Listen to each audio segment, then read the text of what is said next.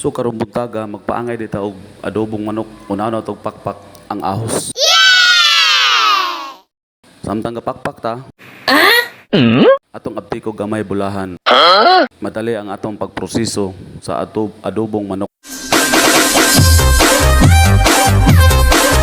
Muna yung mga tirada dia, dukdukon na nato na, pig-on na nato, hiwa tag sibuyas. Diya na yung mga tirada ng mga adobong manok.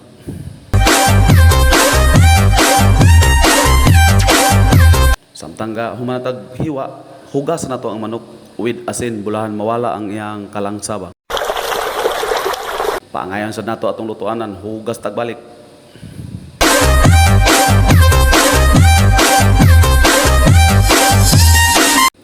Humana na itong hugas. Atong banlawag otro. Bulahan ang atong manok, mawala atong iyang kalangsa ba. Hugasan yung asin. Budburig asin, og suka. Lunura itong mantika dayon.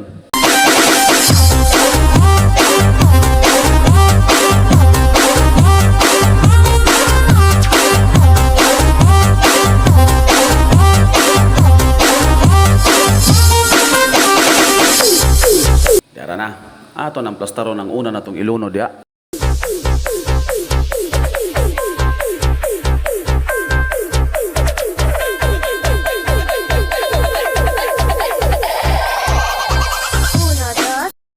Pasensya na mo sa video, medyo lihok kaya nga kuwaram kong bata akong gisugo ani. Una na to glunod dayon dia ang ahos.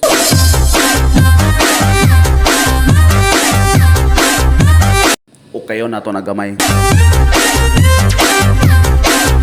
Kayo na to na bulan. Balance ang iyang pagka luto sa mantika ang ahos. Siyempre, isunod na ito ng sibuyas. Say dugayon sibuyas dayon. Ato na siyang haluon.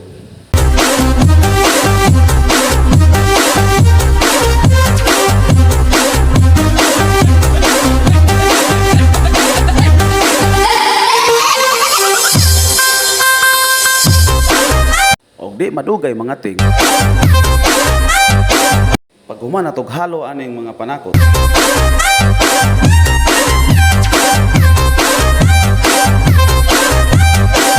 Isunod dahil nato ng manok.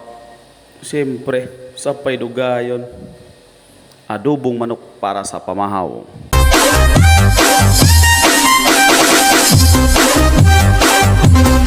Isunod na itong pamintang liso. Lindot yun ang adobo kung butang atong liso. Pamintang dahon. Mura na yung mga usas mga sangkap sa adobong manok.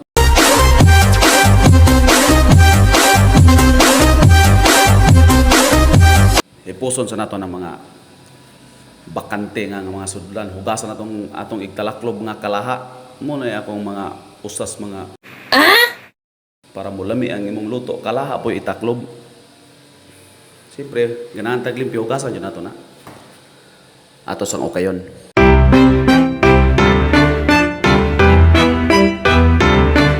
Wa pagay maluto, bali ng humuta kay ning mga baho nga hinungaw gikan sa adobong manok. Oh no!